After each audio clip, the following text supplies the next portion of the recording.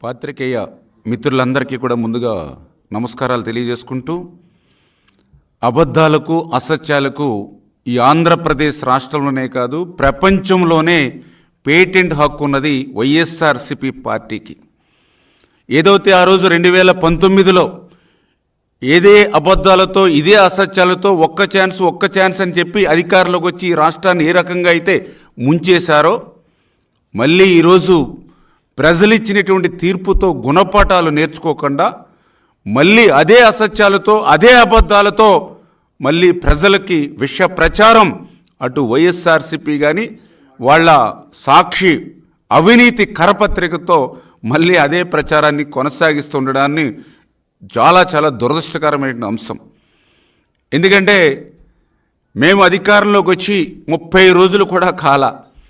ఈ 30 రోజుల్లోనే మరి మేము అన్న మాట నిలుపుకుని ఒక్కొక్క పథకం ప్రజలకు అందిస్తూ ఉంటే ఆ ప్రజల నుంచి పెద్ద ఎత్తున ఎన్డీఏ ప్రభుత్వానికి వచ్చినటువంటి స్పందనను చూసి ఓర్వలేక ఈ 30 రోజుల్లోనే ఈ యొక్క విషపత్రిక కానీ ఏదైతే వైఎస్ఆర్సీపీ ప్రజలు గుణపాఠం చెప్పినా గుణపాఠాలు నేర్చుకునేటువంటి నాయకులు కానీ మాట్లాడేటువంటి తీరు మీరందరూ కూడా చూశారు. ఈ 30 రోజుల్లో ఏదైతే ఆ రోజు విశాఖ ఉక్కు ఆంధ్రుల హక్కు అని తెచ్చుకునేటువంటి విశాఖ ఉక్కు ఫ్యాక్టరీ ఏదైతే ఉందో, మరి ఆ విశాఖ ఉక్కు ప్రైవేటు పరం అయిపోతూ ఉంది.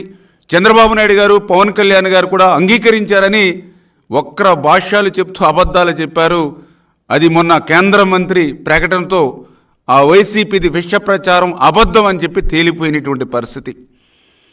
ఏదైతే ఆ రోజు 7,000 రూపాయలు పింఛన్ ఇస్తామని మేము ప్రజలకు చెప్తే చంద్రబాబు నాయుడు గారు 7,000 రూపాయలు కాదు కదా, ఉన్న పెన్షన్కి ఎసరు పెడతారని విష ప్రచారం చేశారు. మొన్న జూలై 1వ తేదీన 7,000 రూపాయలు పింఛను అక్షరాల వాళ్ళు మరి పట్టుకెళ్ళి ఇవ్వడంతో అది అబద్ధమని తేలిపోయినటువంటి పరిస్థితి. ఏదైతే ఎన్డీఏ ప్రభుత్వం వస్తే ఇంటింటికి పింఛను అందదు, గతంలో మాదిరిగా మళ్ళీ మీరు ఏదైతే సచివాలయ చుట్లు లేదంటే మరి పంచాయతీ ఆఫీసులు చుట్టూ తిరగాలని చెప్పి అబద్ధపు ప్రచారం చేశారు. అది కూడా మొన్న జూలై 1వ తేదీన ఇంటింటికి వెళ్ళి సాక్షాత్తు ఆంధ్రప్రదేశ్ రాష్ట్ర ముఖ్యమంత్రి దగ్గర నుండి మరి అందరం కూడా ఇంటింటికి వెళ్ళి గడప దగ్గర ఏదైతే పింఛను అందజేశామో అది కూడా అబద్ధమని తేలిపోయినటువంటి పరిస్థితి వైఎస్ఆర్సీపీ ప్రచారం. అదేవిధంగా ఏదైతే ఉచిత ఇసుక అమలు కావడం లేదు, అక్కడ కూడా మరి 1,200-1,400 పెట్టి కొనుగోలు చేసి ఇది ఉచిత ఇసుక ఏంటని ఏదైతే మీరు అబద్ధపు ప్రచారం చేశారో, ఈవేళ ప్రజలే మేము ఏదైతే ఎగుమతి ఛార్జీలు బాట ఛార్జీలు మాత్రమే పెట్టుకుని ఇసుకను ఉచితంగానే కొనుగోలు చేసుకుంటున్నామో, ఉచితంగానే ఇసుకను ఇంటికి తీసుకెళ్తున్నామని ఏదైతే ప్రజలు చెప్తూ ఉన్నారో దానితో అది కూడా మీ విష ప్రచారం అంతా కూడా అబద్ధమని తేలిపోయినటువంటి పరిస్థితి. మళ్ళీ ఈరోజు తల్లికి వందనం మీద కూడా గత 2 రోజుల నుంచి ఏదైతే మీ బ్లూ మీడియా కానీ మీ యొక్క ఏదైతే విష పత్రికలో మళ్ళీ అబద్ధాలు అసత్యాలు అదే మాదిరిగా ప్రచారం చేస్తున్నటువంటి పరిస్థితిని నేను గత 2 రోజులుగా కూడా చూస్తూ ఉన్నటువంటి పరిస్థితి. ఏదైతే ఇంకా తల్లికి వందనం మీద ఇంకా మేము ఎటువంటి విధి విధానాలు ఇంకా రూపకల్పన చేసుకోనప్పటికీ, ఎందుకంటే ఇప్పుడు ఏదైతే జగన్మోహన్ రెడ్డి మాట ఇచ్చి మడమ తిప్పి అమ్మఒడి ఒకరికి ఇస్తూ ఉంటే ఎంతమంది పిల్లలకి ఇస్తూ ఉన్నారు, ఆ ఒక్కరికి కూడా ఎంతమందికి ప్రభుత్వం ఎగ్గొట్టింది. మేము ఏదైతే హామీ ఇచ్చినటువంటి ప్రకారం 2 ఉంటే ఎంతమందికి, 3కి ఇస్తే ఎంతమందికి, ఎంతమంది పిల్లలకి ఇస్తే ఎంత మనం బడ్జెట్లో మరి పెట్టాలి, ఇటువంటి వాటన్నిటినీ కూడా మేము ఇంకా విధి విధానాలు ఇవన్నీ కూడా ఆలోచన చేసి ఈ తల్లికి వందనం ఎప్పటి నుంచి ప్రారంభించాలి అనే దాని మీద ఇంకా మేము ఆలోచన చేస్తూ ఉంటే మరి ఈలోపుగానే తల్లికి వందనం మంగళం పాడినట్లుగా మరి వీళ్ళు విష ప్రచారానికి పూనుకోవడం అంటే చాలా సిగ్గుచేటు. ఎందుకు సిగ్గుచేటు అంటున్నానంటే, తల్లికి వందనం గురించి ఈ వైఎస్ఆర్సీపీ నాయకులకు మాట్లాడేటువంటి అర్హత లేదు అని ఎందుకు చెప్తున్నానంటే, ఆ రోజు ఏదైతే అమ్మ ఒడి గురించి ఆ రోజు ఎన్నికలకు ముందు ఇంటింటికి ప్రచారం చేసినప్పుడు ఆ రోజు చాలా క్లియర్గా మీ ఇంట్లో ఎంతమంది పిల్లలుంటే అందరికీ కూడా అమ్మఒడి ఇస్తాము, 2 పిల్లలుంటే 30,000 రూపాయలు ఇస్తాము. ఆల్రెడీ ఇప్పుడే మీకు ఈ ప్రెస్ మీట్ అయిన వెంటనే ఆ వీడియో కూడా స్వయంగా ఆ రోజు ఉన్నటువంటి ముఖ్యమంత్రి మరి జగన్మోహన్ రెడ్డి సతీమణి భారతీరెడ్డి గారు ఇంటింటికి వెళ్ళి 2 పిల్లలకి 30,000 రూపాయలు ఇస్తామని ఎట్లా ప్రచారం చేశారో ఆ వీడియో కూడా మీకు ఇప్పుడే మరి చూపించడం జరుగుతుంది. దీని తర్వాత ఈ రకంగా మీరు 2 పిల్లలుంటే 30,000 రూపాయలు ఇస్తామని ఆ రోజు చెప్పి అధికారంలోకి వచ్చిన తర్వాత మరి మాట తప్పి మడమ తిప్పి ఆ రోజు 2కి మేనమామగా ఉంటానని చెప్పి మరి ఒక్కరికే మీరు మేనమామగా ఉండి ఆ యొక్క పసి పిల్లలను కూడా మరి వాళ్ళ తల్లులను కూడా మోసం చేసినటువంటి చరిత్ర మీది కాదా అని చెప్పి నేను అడుగుతూ ఉన్నా. అదేవిధంగా ఆ రోజు మీరు 2019లో మే నెలలో అధికారం చేపట్టిన తర్వాత మీరేదైతే మీ ఎన్నికల హామీ ఏదైతే అమ్మఒడి ఉందో దాన్ని మరి ఒకరికే ఎగ్గొట్టినటువంటి ఇచ్చి మరొకరికి ఎగ్గొట్టినటువంటి ఆ అమ్మఒడికి సైతం ఎప్పుడు అమలు చేశారు మీరు? 2020లో.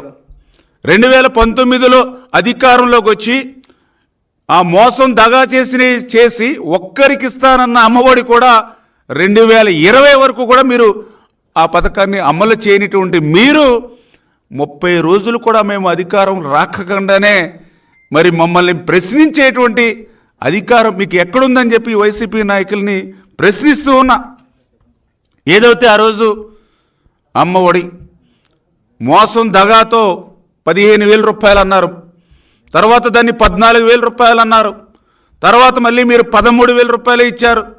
ఆఖరికి మొన్న ఎన్నికల ముందు చూస్తే చాలామంది తల్లుల అకౌంట్లకి ఆ 15,000 లేదు, 14,000 లేదు, 13,000 లేదు, కొంతమందికి అయితే 9,000, 7,000, అది కూడా 2-3 విడతలుగా అందినటువంటి పరిస్థితి దుస్థితి మొన్న ఎన్నికల ముందు కూడా ఆ తల్లులందరూ కూడా మాతో చెప్పినటువంటి పరిస్థితి.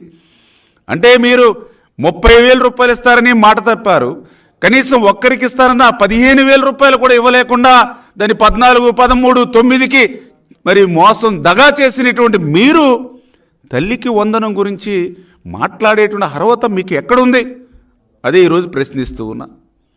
అంతేకాదు పోయిన ఆ మోసం దగా చేసినటువంటి ఆ 13,000 అయినా ఆ 9,000 అయినా 5 సంవత్సరాలు మీరు ఇచ్చారు అధికారంలో ఉన్నప్పుడు, మళ్ళీ 1 సంవత్సరం అమ్మ ఒడిని ఎగ్గొట్టారు. ఇన్ని వాస్తవాలు కళ్ళకు కనిపిస్తూ ఉంటే మరి ఈవేళ సిగ్గు లేకుండా తల్లికి వందనం గురించి మీరు ఎట్లా మాట్లాడగలుగుతారు? అందుకే నేను మళ్ళీ చెప్తూ ఉన్నాం, మీ మాదిరిగా ఇట్లాంటి ఎగ్గొట్టడాలు లేకుండా, మీ మాదిరిగా ఎటువంటి కోతలు లేకుండా అక్షరాల ఏదైతే మాట ఇచ్చామో ఆ మాట ప్రకారం ప్రతి విద్యార్థికి కూడా 15,000 రూపాయలు, ఎంతమంది పిల్లలుంటే అంతమందికి కూడా ఆ 15,000 రూపాయలు ఇచ్చేటువంటి విధంగా తొందరలోనే విధి విధానాలన్నీ కూడా చర్చించి ఆ యొక్క తల్లికి వందనం ఆంధ్రప్రదేశ్ రాష్ట్రంలో ఒక పండుగ మాదిరిగా ప్రారంభిస్తామని చెప్పి మీ ద్వారా అందరికీ కూడా తెలియజేసుకుంటూ ఉన్నా. ఎందుకు ఈ మాట చెప్పుకోగలుగుతున్నామనంటే, మాట ఇస్తే ఆ మాటను నిలబెట్టుకునేటువంటి ప్రభుత్వం ఎన్డీఏ ప్రభుత్వం. మాట ఇస్తే మడమ తిప్పేటువంటి వ్యక్తి ఆనాటి ముఖ్యమంత్రి జగన్మోహన్ రెడ్డి. ఎందుకు ఈ మాట చెప్పగలుగుతున్నానంటే, ఏదైతే మొన్ననే మీరు చూశారు అధికారంలోకి వచ్చిన వెంటనే ఏదైతే పింఛను 3,000 రూపాయలు పింఛని 4,000 రూపాయలు పెంచుతామని ఆ రోజు మాట ఇచ్చి ఆ 3,000 రూపాయలని 4,000 రూపాయలు పెంచడానికి మేము తీసుకున్నది 5 రోజుల సమయం. మళ్ళీ మరి మీరు ఆ రోజు 2019లో 2,000 రూపాయలు పెంచింది 3,000 రూపాయలు పెంచుతామని చెప్పి 5 సంవత్సరాల సమయం తీసుకున్నారు మీరు. 250 కాడికి 5 సంవత్సరాలు తీసుకున్నారు ఒక్క 1,000 రూపాయలు పెంచడానికి. కానీ అదే మేము ఆ 1,000 రూపాయలు పెంచడానికి 5 రోజుల సమయం కూడా మేము తీసుకోవాలా. అంతేకాదు ఏదైతే అన్న మాట ప్రకారం 3,000 4,000 పెంచి ఇవ్వడమే కాదు, ఏదైతే మాట ఇచ్చామో ఏప్రిల్ మే జూన్ 3 నెలలది కూడా 3,000 రూపాయలు కలిపి 7,000 ఇస్తామన్నామో ఆ మాటను నిలబెట్టుకుని జూలై 1వ తేదీన 7,000 రూపాయలు ఇంటి దగ్గర అందజేశాం, గడప దగ్గర అందజేశాం. అదేవిధంగా ఏదైతే 3,000 రూపాయల దివ్యాంగుల పింఛన్ని 6,000 రూపాయలకు పెంచుతామన్నాం అన్న మాట ప్రకారం వాళ్ళ గడప దగ్గరికి వెళ్ళి 6,000 రూపాయలు దివ్యాంగుల పింఛను ఆ రోజు మేము అందించినటువంటి పరిస్థితి. అదేవిధంగా ఏదవుతాయి ఆ రోజు జగన్మోహన్ రెడ్డి డిఎస్సి అన్నాడు, మెగా డిఎస్సి అన్నాడు. 5 సంవత్సరాల పాలనలో డిఎస్సిని గాలికి వదిలేసినటువంటి మీరు మీ మాదిరిగా కాకుండా అన్న మాట ప్రకారం అధికారంలోకి వచ్చిన తర్వాత మొట్టమొదటి సంతకం ఏదైతే డిఎస్సి మీద పెట్టి మరి ఏదైతే సంతకం పెట్టిన 5 రోజుల్లోనే జీవో ఇచ్చి ఈవేళ ఆ డిఎస్సి మరి 16,000 పోస్టుల్ని ఈవేళ భర్తీ చేస్తూ ఉన్నాం. అదేవిధంగా ఏదైతే ప్రభుత్వ ఆస్తులన్నీ కూడా మీరు కొల్లగొట్టేసి మళ్ళీ ఇంకొకసారి అధికారంలోకి వస్తే ప్రైవేట్ ఆస్తులు కూడా కొల్లగొట్టాలనేటువంటి మీ ఆలోచనలో భాగంగా ఏదైతే ల్యాండ్ టైటిలింగ్ యాక్ట్ ఏదైతే మీరు తీసుకొచ్చారో అధికారంలోకి వచ్చిన తర్వాత దాన్ని రద్దు చేస్తామన్నాం అన్న మాట ప్రకారం ఆ యొక్క ల్యాండ్ టైటిలింగ్ యాక్ట్ని రద్దు చేసి మాట నిలబెట్టుకున్నాం. ఏదైతే ఇసుకను కూడా మీరు అక్రమంగా దగ్గర 40,000 కోట్ల రూపాయలు 5 సంవత్సరాల్లో ఇసుకను ఏదైతే దోపిడీ చేశారో లూటీ చేశారో దాన్ని అధికారంలోకి వచ్చాక ఉచిత ఇసుక ఇస్తామని ఆ రోజు చెప్పాం అన్న మాట నిలబెట్టుకుని ఈరోజు ఉచిత ఇసుక అందజేస్తూ ఉన్నాం ఆంధ్రప్రదేశ్ రాష్ట్రంలో.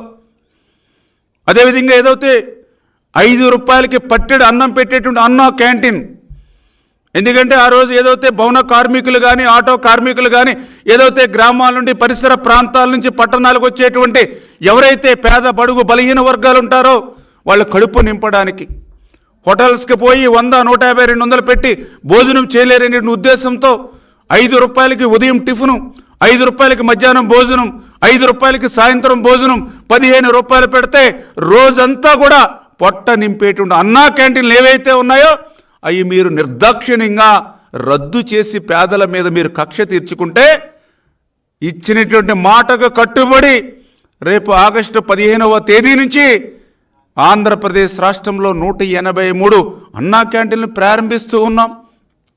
అంటే మీరు ఈవేళ 14 లక్షల కోట్ల అప్పు ఆంధ్రప్రదేశ్ రాష్ట్రం మీద పెట్టినప్పటికీ ఖజానాను మొత్తం ఊడ్చేసి ఖాళీగా ఉంచినప్పటికీ